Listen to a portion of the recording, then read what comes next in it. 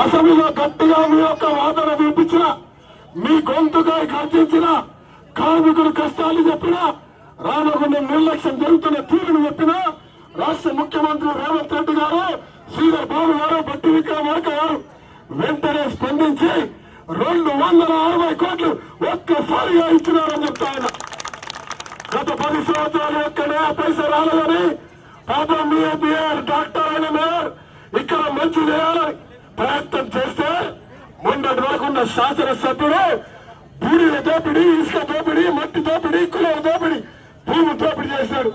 ఇవాళ మన బిడ్డలు ఆర్ఎస్ఐలో ప్రాణాలు తీసుకునే విధంగా దానికి కారణమైనాడు. మీరందరికీ తెలుసు, మీ అందరికీ తెలుసు ఇవాళ ఎంత దోపిడీ జరిగిందో. ఒక్క మాట ఆలోచన చేయాలి.